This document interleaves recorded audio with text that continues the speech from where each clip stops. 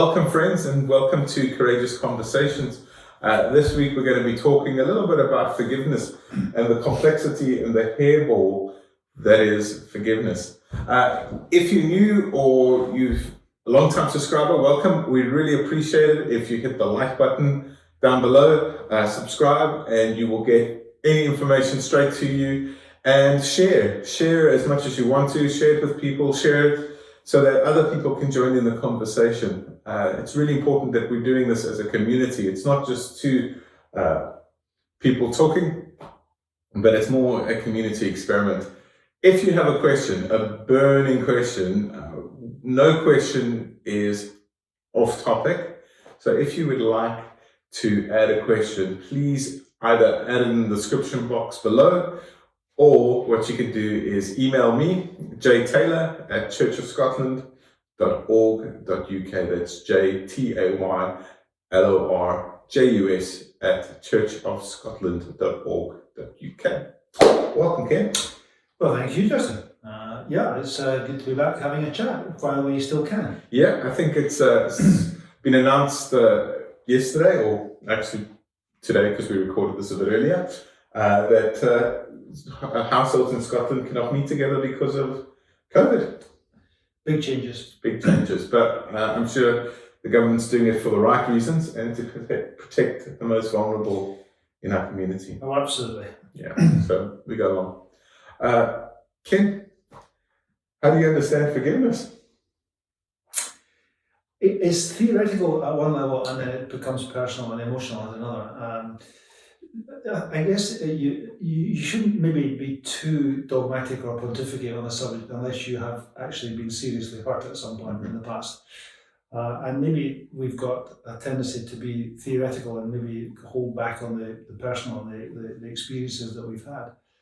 But it's something pastorally, as a minister, you certainly come across, because it's this idea of hurt, the idea of bitterness, the whole issue of the phrase, the chip on the shoulder, and all of that is so pervasive. It's a huge factor in human life and living. And I guess, when you look at a child, you've got young children, I've got young grandchildren. Anybody watching young children knows they go through temper tantrums. Yeah. And they get temper tantrums because it's part of growing up, we know that, but the terrible twos, they're finding their voice and their own personality, and they're not getting what they want, and they feel hurt. Oh, I'm about to go through that, the terrible twos. So thanks, Ken. well, you're a big 2-year-old. Oh, I am. But it's, I'm sure you'll have a great tantrum when it comes. But it's that whole thing of then feeling hurt and then being in a huff and holding on to it, and the idea of being in a huff. That very phrase indicates somebody who has been hurt but hasn't been able to let it go or process it. And yet, on the other hand, if you never experience hurts, then there is something maybe a bit shallow and undeveloped about the personality. And then you have hurts that are, in a sense, justified or understandable, and there are hurts that are clearly unjustified and are random and completely unfair. So, it's such a wide topic. And I think one of the difficulties historically with Christians dealing with this topic is we feel like we're mandated by Jesus to forgive. I mean, there's parts of Matthew, I think I'm going to get it wrong, but I think it's Matthew 18, where Jesus talks about, unless you forgive those who have wronged you, I'm not going to forgive you. Well, even the Lord's Prayer, forgive us our debts as we forgive our debtors. It's kind of, it's a quid pro quo, isn't it? There's a kind of equation going on here. It's almost like playing the system. And the words that we quote of turn the other cheek and love your enemies and all of that stuff it's really hard if you've had a deep and serious and long-term hurt. Yeah, or the opposite, or not opposite, but the progression of that is that when Peter asked Jesus, how many times should I forgive someone? 70 times 7. And like, what happens if you're in an abusive relationship? Should I forgive my partner 70 times 7 for the abuse that they've done to me? I mean, is that something that I need to stay in? So it's compounded. I'm sure the action of forgiveness and the impetus, the imperative to forgive is not about being a doormat. It's not about losing your own sense of worth and your own need for justice. I think there is a balance to be had, isn't there, between justice and forgiveness. Yeah. And justice might mean that somebody who's done something very wrong or very hurtful actually should in some way suffer for that in a responsive and appropriate manner. But you can still then, the individual within their own heart and mind can let go of that sense of hurt. I suppose it's about also healing. Forgiveness is quite often just a way of trying to play down or to release that sense of injustice and hurt, which can so dwell and so poison somebody's lives, and it can make relationships very, very difficult. And forgiving the other person when it's been justified, when the hurt is real and is understandable, is an extremely difficult thing to do. Yeah, I'm reading a book at the moment about an inmate who gets sentenced to death in America, in Alabama, but didn't commit it. He wasn't even there, and he eventually gets freed. It's a true story. I'll put the link of the book down below in the description. And what always fascinates me is the idea that just seeking justice alone will cause the pain to go away. The idea that if somebody has killed someone I love, then I can kill them back, or I take their life, and somehow it fixes the brokenness that has created it. It's almost retributive in the sense of like, you do this and I want this as my repayment. So it's, and my experience with this is that it doesn't always work. Just because someone does receive justice, or justice is perceived to be done, doesn't bring someone full healing. It doesn't mean that the forgiveness journey is complete, and what I mean by that is, if somebody murdered someone I loved, it doesn't, just because they've got justice or justice has been served to them, doesn't bring that person that I love back. And so there's a journey still that needs to go in tandem with forgiveness. I mean, with justice. Forgiveness and justice need to work together. Yeah, I guess from what I've heard and listened to, then if somebody has suffered badly in a situation you described, then obviously when justice is served on the perpetrator, it does somehow seem to make them feel better, but it's not the same as forgiveness. Yeah. And there are others who will say, well, I want this person to go to prison. I want the guilty to be caught and punished, but in my heart, I want to feel forgiveness. And I think that seems to be something that helps to release the individual from the hurt and the pain. Mm-hmm. And there's also the issue of whether people are contrite. If people, the religious word of repentance, does that make it easier to forgive? And I think it probably does. I think on a personal level, where you have just friends or family members that fall out, if somebody has done or said something quite hurtful, it certainly helps to heal and build bridges if that person acknowledges they've done something wrong and makes the apology. I am sorry, I didn't mean to hurt you, or I did hurt you, and I really regret it. So that allows forgiveness, I think, to grow very much more quickly. But there would be an issue if that doesn't happen. Yeah.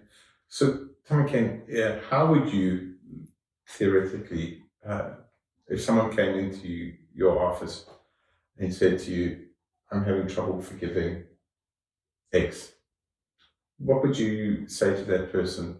What kind of journey would you take them on? Well, interesting question. I do wonder if there's a difference in personality between those who find it easier to forgive than others. Mm-hmm. And I do wonder if the inability to forgive and or the focus always on something negative, which can go on throughout life, it can be the same incident or person remembered over and over again over many years. But it might be that something has opened up within them. The words that somebody spoke or the action that somebody took against them may have opened up some kind of core or chasm or cleft within their own personality. It might be that it's just gone to something on which they were already sensitive. Something that if somebody is a bit unsure of their own worth, their self-esteem, and they are then subject to behaviour or words that really question their integrity or who they are, then that will go right to the very most sensitive spot. And so I suppose I would be saying, well, what is it about that person, or what is it about what you experienced that is so sensitive for you? And if there's an area there that could be worked on to say, well, think about your worth, think about what you have got, think about what you can do, think about all the people that do love you. So kind of helping to rebuild the person at the core of who they are, with a view to say, well, despite what that person did, despite what I experienced, I am still worth something. I have a lot of good to give, and there's a lot more potential out there. And there's so many others who've suffered in ways beyond what I've suffered. So let's talk it down rather than talk it up, and say, as we often find, people will say, oh, but people have got things much worse than I have. You go to a hospital, people who are critically ill will tell you, well, you should see the person over there, she's really ill. There's so many people in here worse off than I am. And that kind of deliberate talking to that says, well, I need to focus outwards rather than inwards. I think there's two sides of that. If someone said in my office, there is times where I'm like, actually, you need to put it into a bigger framework. There is a conversation there. But also the inward side, I think we're not very good at owning our trauma. If someone hurts us, I think it's really important to also name it. Yes, I do. And not just generally, just I'll use the church for example. A lot of people come and say, I've been hurt by the church. Well, that's like putting up a scarecrow. You're never going to release the hurt that you had by putting up this big boxy figure. It's just fluff in some ways. But name the person that hurt you. Name what they did to you. Name how they hurt you. Be specific. For me, we're scared to name specifics. I think in counselling settings, I have found where people are telling me stories of horrific incidents of all kinds. Sometimes within that experience, there has been a terrifying compulsion and instruction not to tell anybody, not to say anything. So there's a secrecy about it. And I think deliberately tearing that veil away and basically saying, it's open, it's out there. And sometimes I will encourage people to say exactly, if they've avoided it up until that point, to say exactly who it is, just in the same thing you're talking about. Exactly who was it, where was it, when was it, be quite specific. Not because I need to know, it's not for me to know, it's for them to feel it's out there, it is named, as you say, and addressed and in some ways, hopefully then released or released. Yeah, and I think once we own the fact that someone has done something, then we can do that. It's the same thing. Unless you deal with the fact that you're an addict, you're not going to be able to go on the journey of dealing with your addiction. And the same, I think, with forgiveness. Unless you acknowledge that you have been hurt or wronged in some way. But then, what if somebody says to you in a similar situation, but this person has never acknowledged that they did anything wrong. This person has never apologised or said they're sorry, or there's no grounds given for offering forgiveness. Why should I forgive them? Yeah. What would you say to that? Well, it is difficult, and I don't want people to feel like we're giving off easy kind of like we're just saying it because it's easy. I personally have experienced incidents, and I'm pretty sure some people would say the same about me, where someone has really hurt me and doesn't have the ability or the mental capacity to be introspective enough to say, you know what, I've hurt you, I'm sorry for that. And so part of the journey for me is to say, well, how do I reframe it and say, okay, this person has done something to me. They're not sorry, but how do I release the power so that they're not continuing to do it to me? Because that's what forgiveness is for me. Forgiveness is this happened, okay, but I'm going to put a full stop on that and I'm going to live from that. I'm not going to let it keep happening continuously throughout the cycle, because it just can be a kind of snowball and snowball and snowball, and I want to move away from that. So that's my kind of how I try and reframe it a little bit and say, what would help you to put a full stop there, even though they cannot say sorry? I think that recognizing that you might be dealing with somebody who is constitutionally unable to apologize is a way of accepting that, well, I'm never going to hear the words I want to hear, but I'm not going to be punished all over again because of that. Yeah. Because there is the pain or the abuse or the disappointment, whatever it is that's caused that, but then you continue to punish yourself if you are always disappointed that you don't get the apology you're seeking. So you're almost, by your own temperament then, and taking it that way, you're almost doubling the pain. Yeah. And that's the bit you might not be able to, you can't control what the other person will say or do, but you can have some measure of control over how you respond to that. Yeah. And so in the response, there is an act of looking after yourself, which says, I'm going to let this go. And just recognize you'll never understand, you'll never see that, you don't want to see it. Constitutionally, you're not sensitive, you're not responsible, whatever it is. And maybe finding some insight to understand why that other person, if it's an individual thing, has acted the way they acted. They maybe had some kind of issues that go back that you don't understand. So, what made them the way they were is quite important. Yeah, and one of the things that I think is about forgiveness that we don't realize is that and maybe it's because of the way we were brought up, or at least the way I was brought up, is we're told to forgive and forget.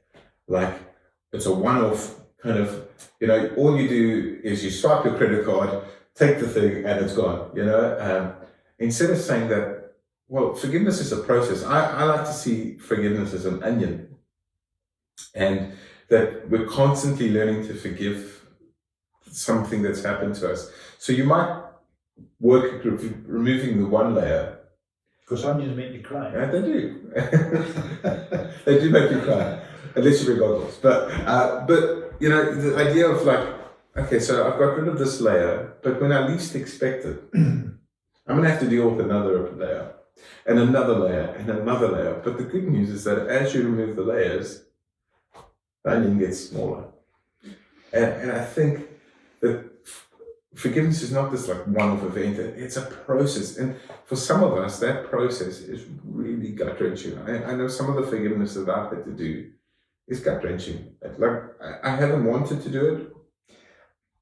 I think the forgive and forget is a very interesting little, aphorism, because a lot of people will say, well, I can forgive, but I'll never forget. Mm-hmm.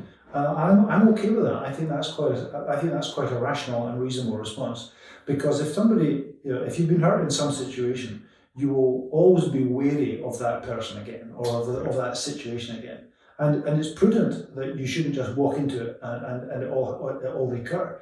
It would be quite sensible that you might just want to avoid somebody or some situation. So, but living with the bitterness of it is only punishing yourself. Yeah. So I think the idea of separating the forgiving and the forgetting is quite a constructive thing. Yeah. And I would be saying to people, no, you'll never forget, but it will cease to dominate. Yeah. It will be something a bit like grieving, and loss. I've often described grief and loss as like waves crashing on a beach. That it comes over you every so often, and then it recedes, and things seem calm, and then all of a sudden another wave hits you.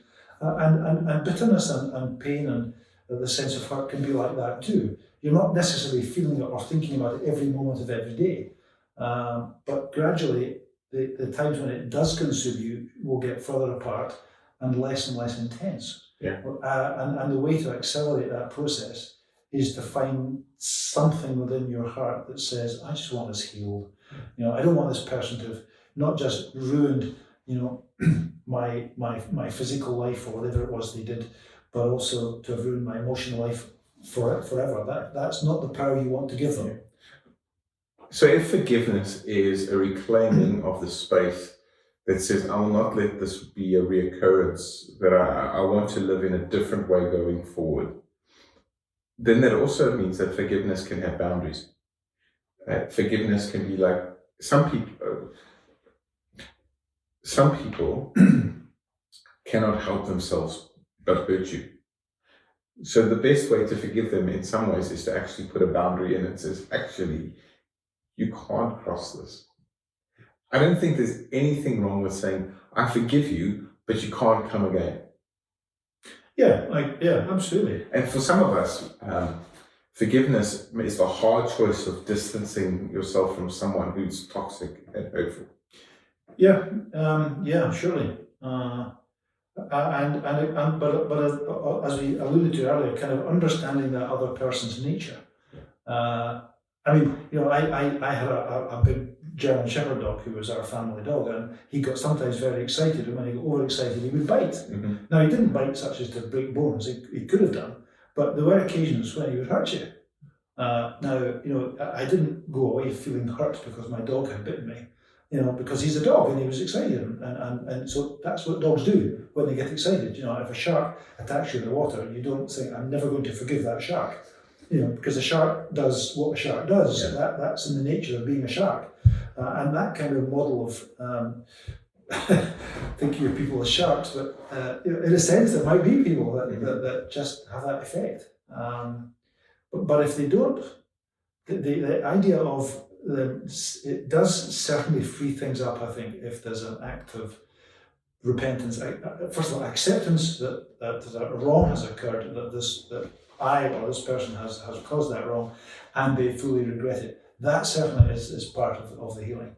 The issue would be that there are some people, and if you've ever done it, you might say, look, I've said I'm sorry. Yeah, I know. I know I did that and it was wrong, and I'm really sorry. Yeah, but despite all of that, there is no forgiveness. It's almost people that find some kind of emotional life in being upset and hurt. Being the victim. And that really is a problem, and there are people who will make that their life's mission to be, almost to gather up hurts and to be martyrs and victims. Yeah. That's a very unhealthy psychology to be living with. Yeah. The other side, I think, is of forgiveness is we speak about the perpetrator or somebody doing something to you.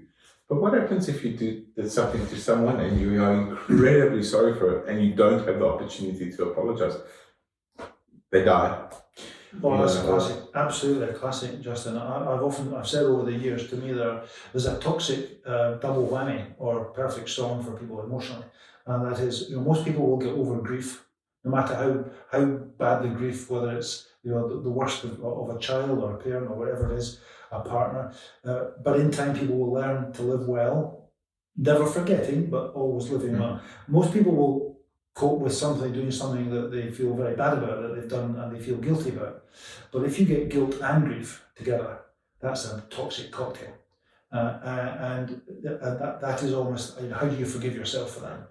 And saying sorry to a coffin doesn't work as, kind of feeling that I think we've alluded to before, but and forgiving yourself, the ability to say, well, that's what I was at the time, that's what I did. And be able to say, well, I can accept that and walk away from it. That probably that's maybe the toughest of all, actually. Yeah. And I think I don't always think we compare apples with apples. The person I am now versus the person I was 20 years ago or 10 years ago is a vastly different person. And I think the fact that a person is seeking repentance and saying, like, actually, I was wrong here, it shows you that you've gone on a journey. Yeah. You're not the same person you were then. And also, like,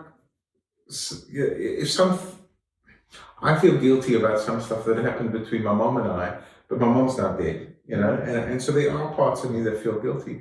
But at the same time,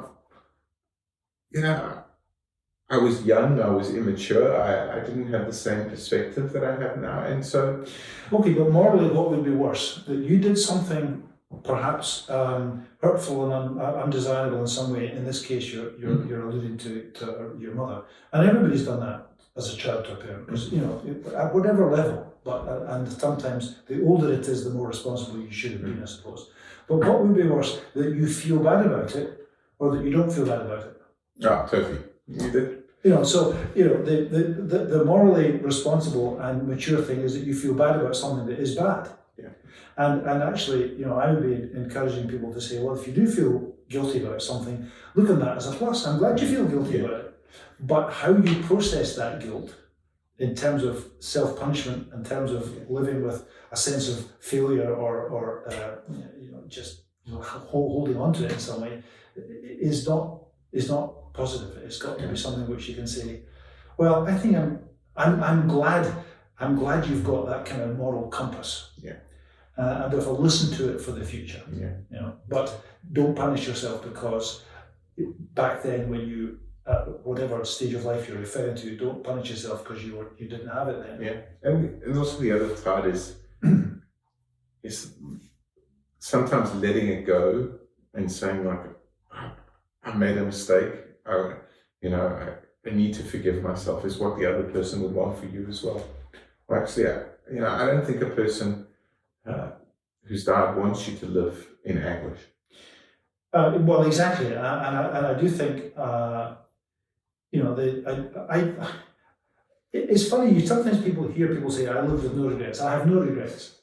You think, well, wait a minute, I want to unpack that statement. I'm sure it doesn't mean that they've never done anything that at the time or just after the time they regretted. I think they're probably saying, well, I've kind of come to terms with that. And actually, in the long term, it's been, there's been pluses, and I think that, life wouldn't have been the same without it. But to have no regrets strikes me as a slightly puzzling statement. But the other thing which I don't know how you feel when you often get this in a news story where all Black Lives Matter. We see this horrible situation where so many cases, particularly in America, the police shoot first, it seems, and ask questions later. They shoot people that are unarmed or are running away from them, and you think, how can that, And then the family, you get the interviews, and an interviewer will say to the grieving widow, so do you forgive, the officer who shot your husband? And I want to say, don't ask that question. Why in this moment, when the loss is so acute, and sometimes literally within hours or days of a shooting, why are we interested in that question? And at certain stages, I want to say to people, it's okay not to forgive. I've had people say that. Yeah. I know I should forgive, but I can't at the moment. Yeah. And I want to say, no, I don't blame you. In fact, hang on to it. There's a time to hang on to the grievance and actually let it soak in and own it. That's the kind of naming thing. Yeah.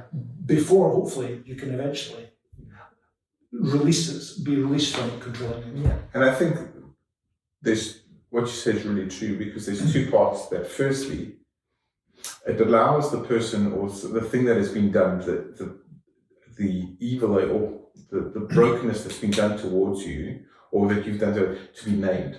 It needs to have space that this person did that, and it allows for that bigger kind of conversation. But the second part is it allows you to go on the process of getting to proper forgiveness.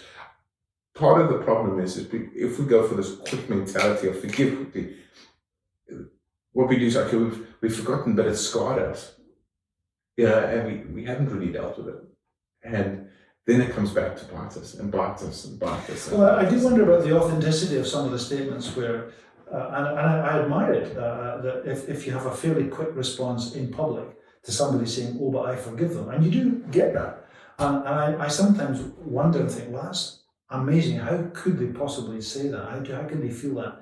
I often wonder how deep that is. It might, but also there is a sense, particularly from a Christian perspective, although for love and forgiveness is in all the major faiths, so we don't have any monopoly in that, do we? But as Christians, we are certainly feel that it's key to what we ought to be is to be forgiving to others. And sometimes I think people have a moral imperative which they feel they ought to conform to, and to say that they forgive somebody or some hurt. There were gunmen. Where was it? Somewhere in the States again, where a gunman broke into a prayer meeting in a church somewhere and shot lots of people. And the response of that Christian community was astonishing. Wonderful in the sense of to say we're not going to be bitter and all the rest of it, offering forgiveness. But you think, well, but if people don't, if they don't feel that, is that some kind of moral failure? Am I a bad person because something terrible happened to me and I can't forgive? And I would want to say, don't feel like that. I don't think there's some terrible sin or failure. I just think it's better for you if you can forgive. I think it's better for the individual, but it has to be authentic. Yeah, it has to be authentic. But I would encourage people to go on the journey of at least looking at a place where we can let the trauma go. And I think that once you have been hurt and you're able to let it go, or you go on that process, I think there's another side of that where we also start to see that actually we hurt those around us, that we are not as innocent as we seem. We are sometimes the perpetrators of real deep hurt, and I think there's part of us that actually needs to own that as well. Like we're not. And it can be unwitting. And there's two ends. One is when it is deliberate, and the other is when it's completely unwitting, and the person who's caused such mayhem in your life doesn't even know it. Yeah. That's quite hard to process. Yeah. I like the saying, hurt people.